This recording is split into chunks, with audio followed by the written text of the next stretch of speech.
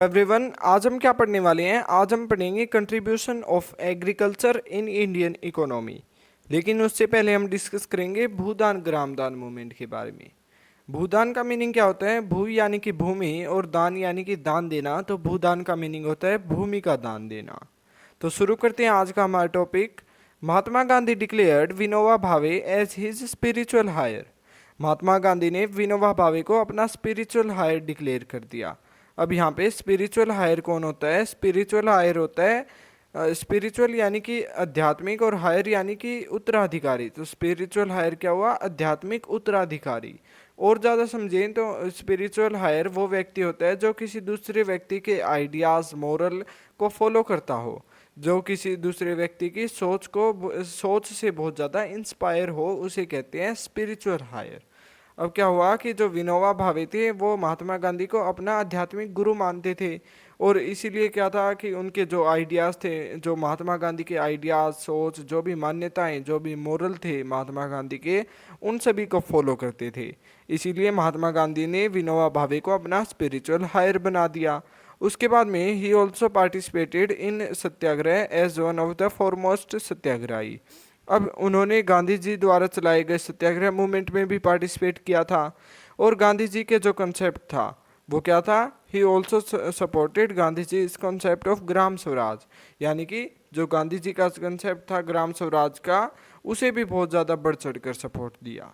अब ग्राम स्वराज क्या था? ग्राम स्वराज यानी कि रूरल गवर्नमेंट, या फिर हम कह सकते हैं विलेज की अपनी गवर्नमेंट, जिसमें क्या होता है कि गांव के लोगों के पास खुद के अधिकार हों और खुद के लिए डिसीजन लेने के राइट हो, उसे कहते हैं ग्राम स्वराज।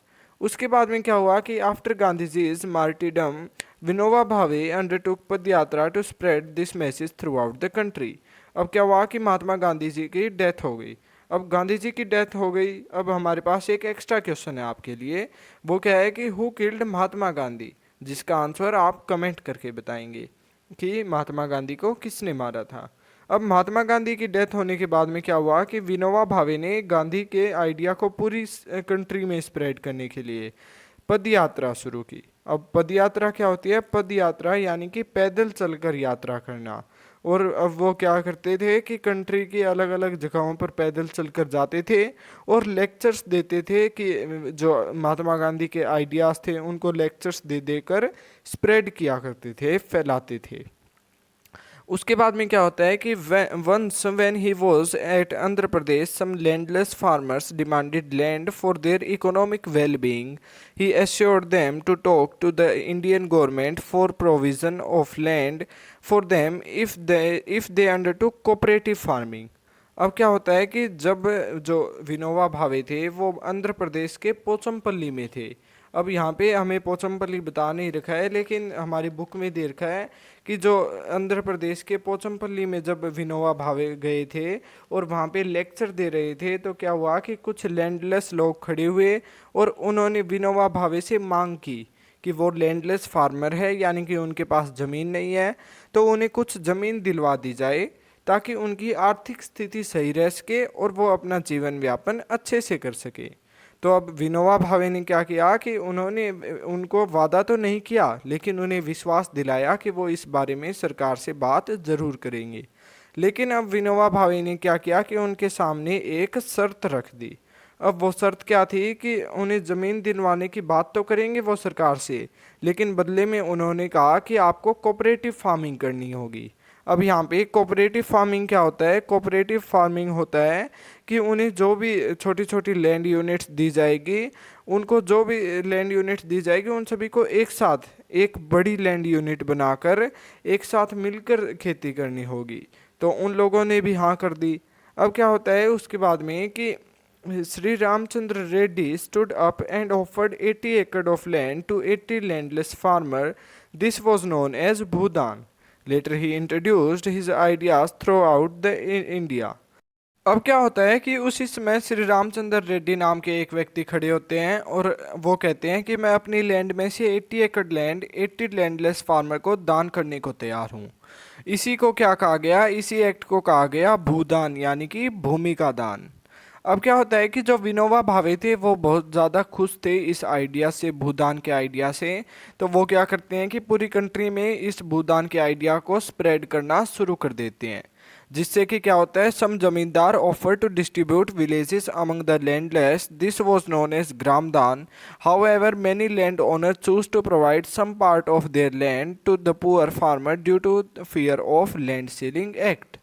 अब क्या होता है कि जो आइडिया विनोबा भावे ने जो भूदान का आइडिया पूरी कंट्री में स्प्रेड किया था, उससे जो बड़े बड़े ज़मींदार या फिर विलेज ओनर्स थे वो क्या करते हैं कि लैंड डिस्ट्रीब्यूट करनी शुरू कर दी उन्होंने लैंडलेस फार्मर्स में। और जो विलेज ओनर्स थे वो विलेज की लैंड को डिस्ट्रीब्यूट करने लग गए थे लैंडलेस में।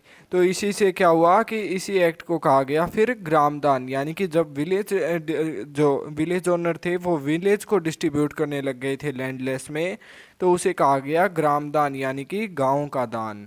अब उसके बाद में क्या होता है कि लेकिन जितने भी लोग उधर थे जो दान कर रहे थे, वो सभी अपनी मर्जी से अपने मन से दान नहीं कर रहे थे। कुछ ऐसे भी थे जो कि लैंड सीलिंग एक्ट के डर से दान कर रहे थे।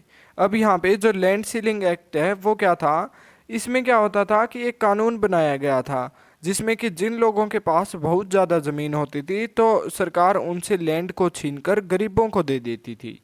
उनके पास क्या था कि सिर्फ लिमिटेड अमाउंट में लैंड रहने दी जाती थी, बाकी की जो लैंड थी वो गवर्नमेंट लेके लैंडलेस फार्मर को दे देती थी।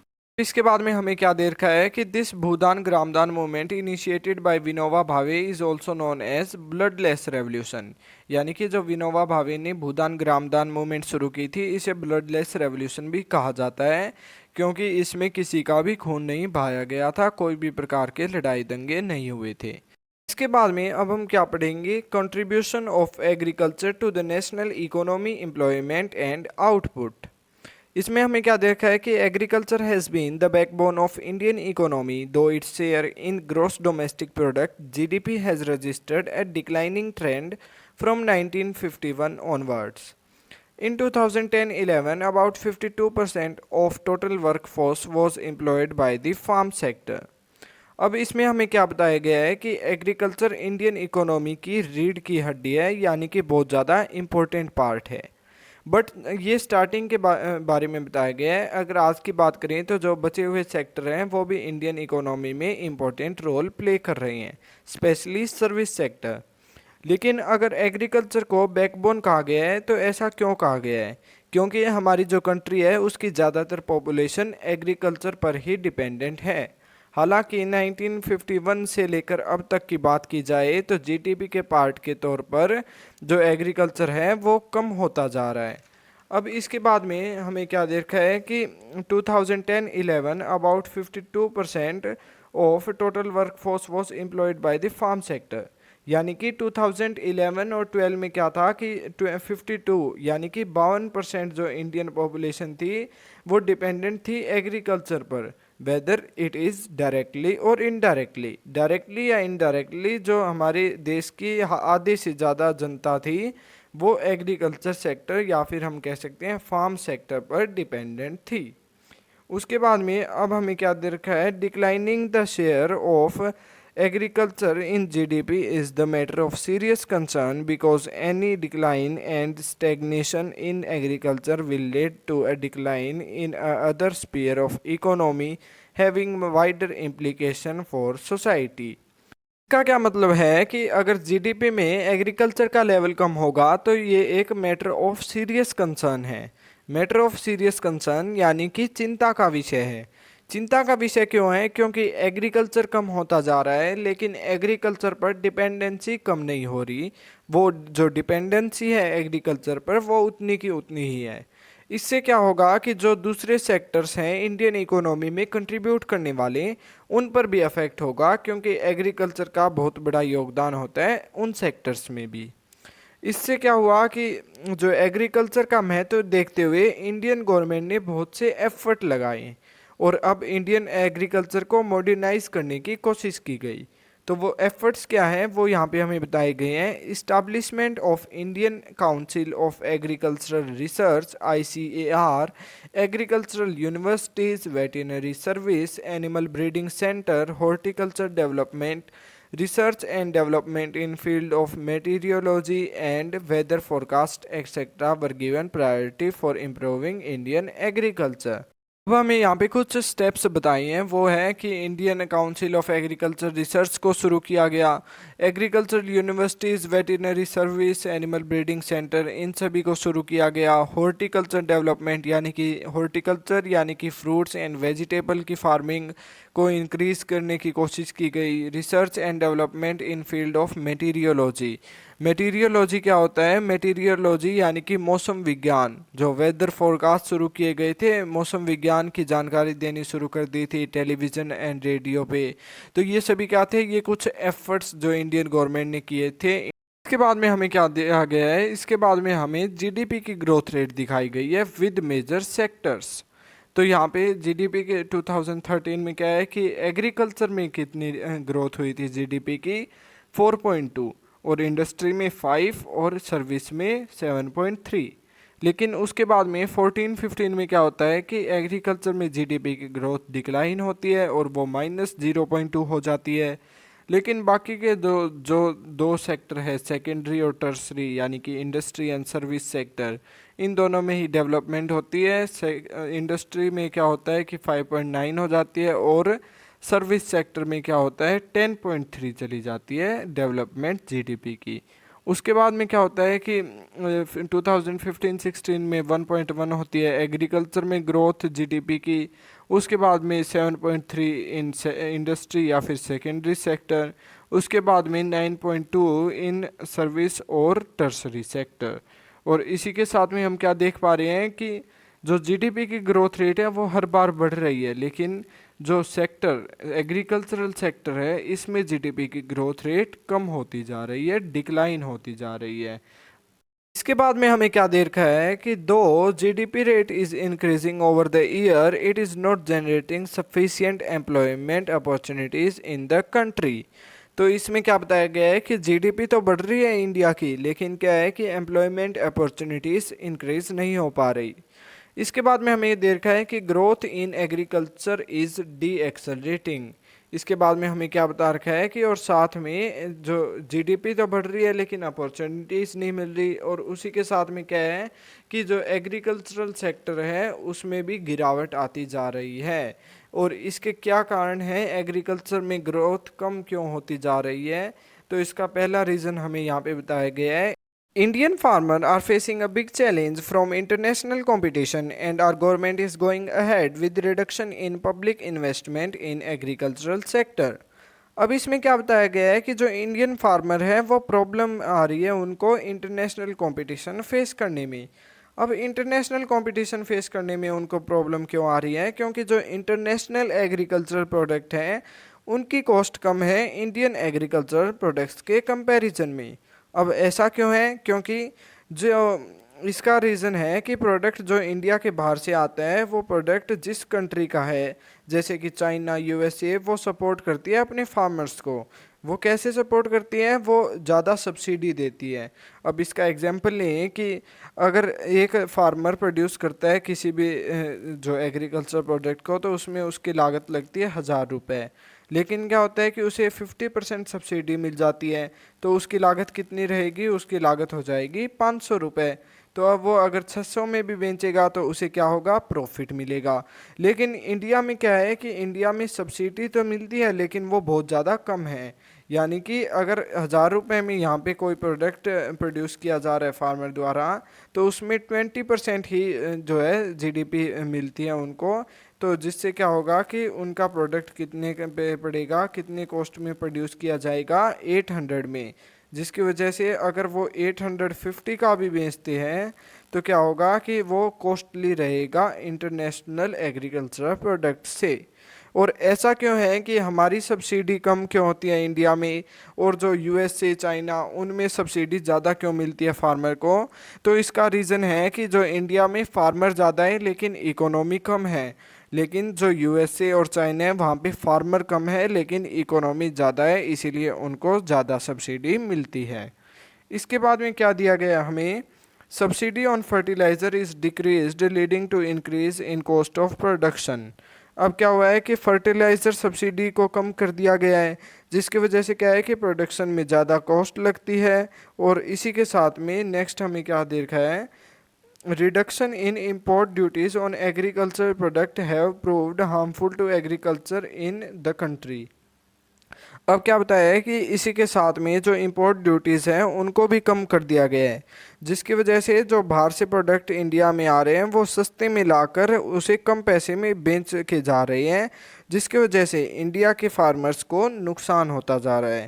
के बाद में हमें क्या देखा है कि farmers are withdrawing their investment from agriculture causing a downfall in the employment in agriculture. अब क्या है कि हमने ऊपर वाले पॉइंट में पढ़ा कि हमारे जो इंडियन फार्मर्स हैं उनका नुकसान हो रहा है इंपोर्ट ड्यूटीज़ कम करने की वजह से। तो इससे क्या हो रहा है कि जो फार्मर है वो एग्रीकल्चर करना छोड़ रहे हैं, जिसके कारण क्या है एग्रीकल्चर में रोजगार की गिरावट आ गई है। हम क्या पढ़ने वाले हैं, अब हम पढ़ेंगे impact of globalisation on agriculture. इसमें हमें क्या देखा है, in the 19th century when European trader came to India, Indian spices were exported to different countries of the world and farmers were encourage to grow this crop. Even today it is one of the most important export item from India।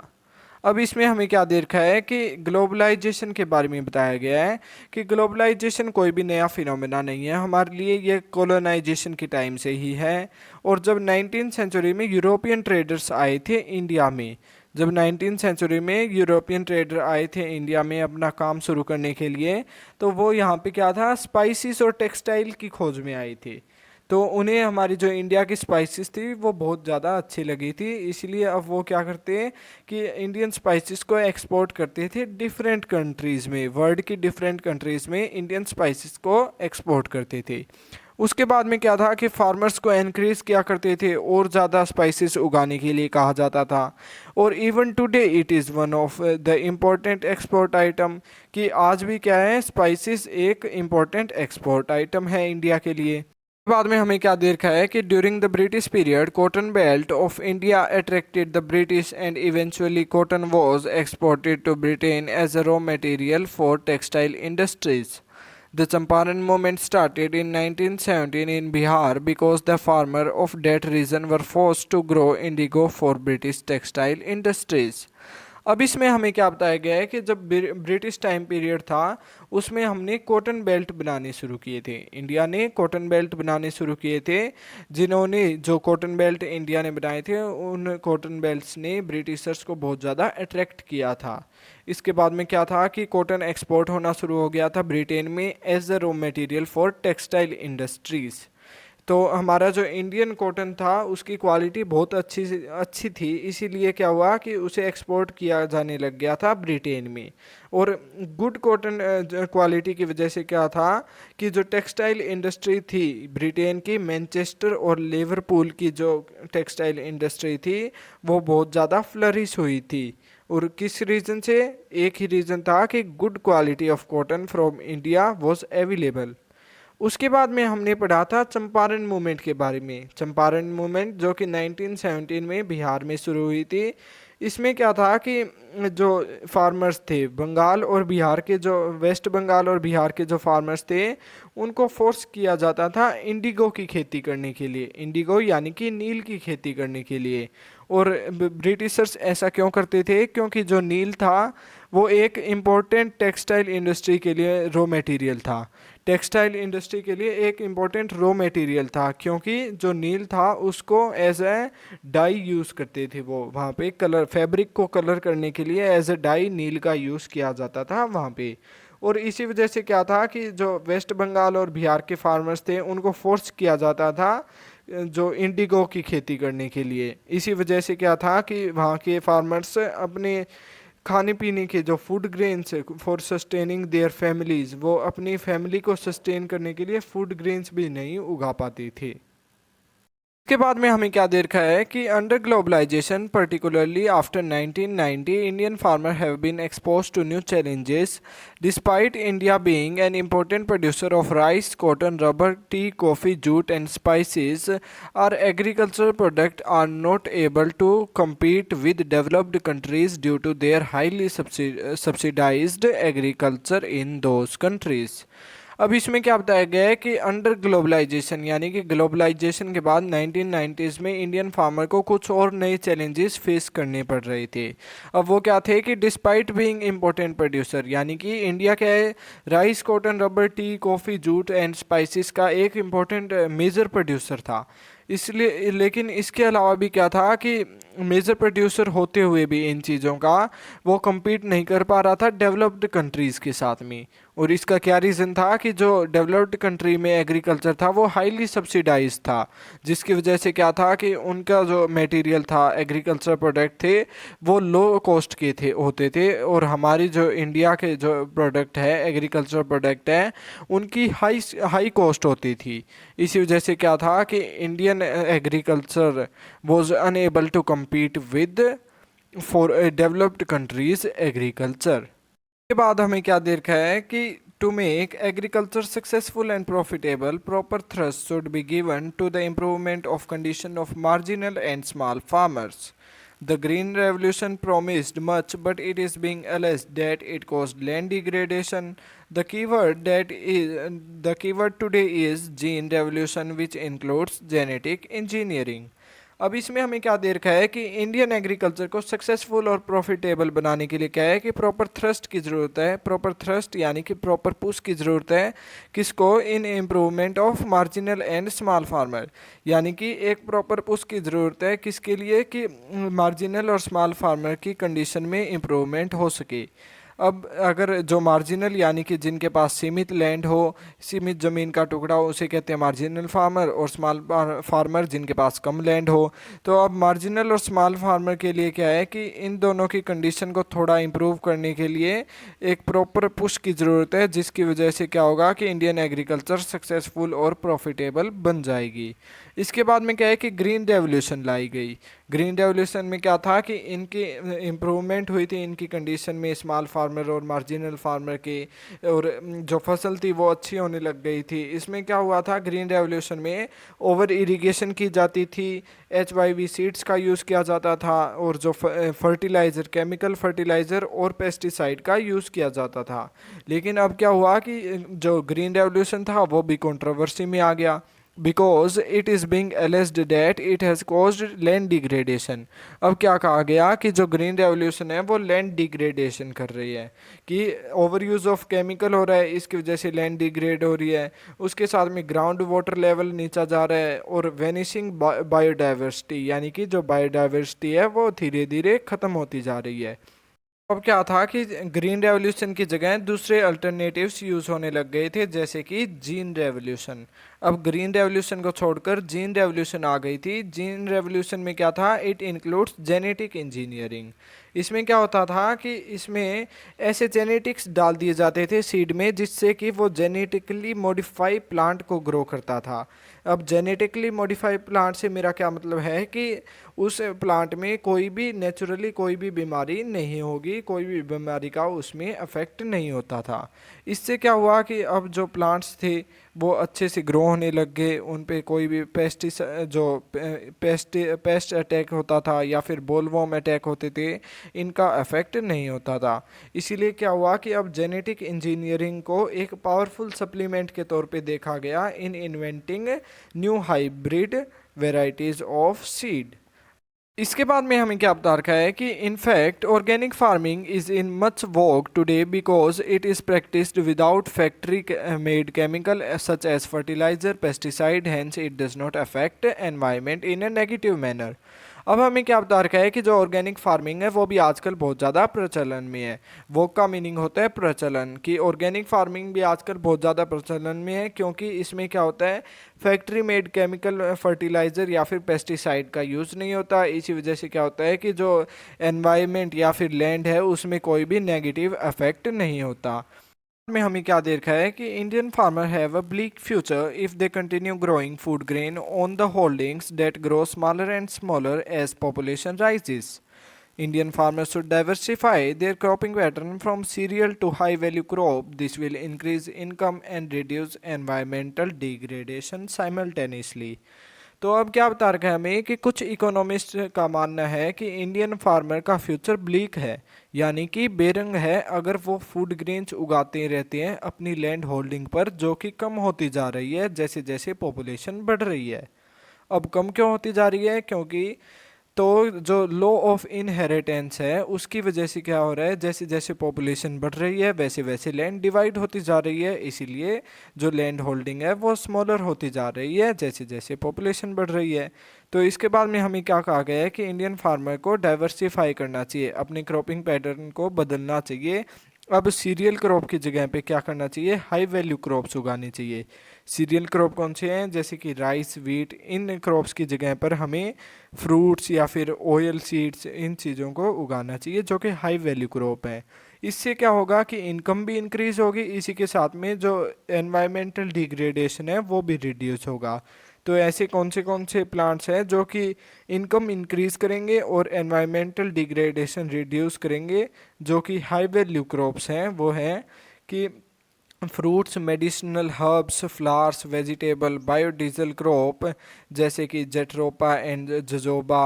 ये सभी क्या होते हैं, इनमें less irrigation की ज़रूरत होती है और लेस डिग्रेड करते हैं लैंड को, और उसी के साथ में क्या होता है कि इनकी हाई वैल्यू होती है, यानी कि इनकम ज़्यादा मिलती है इनसे। इसके बाद में क्या है कि India's diverse climate can be harness to grow a wide range of high value crop. अब हमें बताया गया है कि इंडिया का जो डाइवर्स क्लाइमेट है उसका यूज़ किया जा सकता है wider range of high value crop को उगाने में, यानी कि अलग अलग प्रकार के हाई वैल्यू क्रॉप्स को उगाने में। हार्नेस्ट का मीनिंग होता है यूज़ करना, यानी कि इंडिया के डाइवर्स क्लाइमेट को हम यूज़ कर सकते हैं अलग अलग तरीके के value crops, high value crop उगाने में। इसके बाद में हमें यहाँ पर एक फैक्ट दे रखा है कि organic agriculture will adapt to climate change more quickly, कि जो ऑर्गेनिक एग्रीकल्चर होता है वो क्लाइमेट चेंज को बहुत जल्दी अडेप्ट कर लेता है in comparison to inorganic agriculture. इसी के साथ में हमारा ये चैप्टर कंप्लीट हो जाता है। So that's all for today and thank you and have a nice day.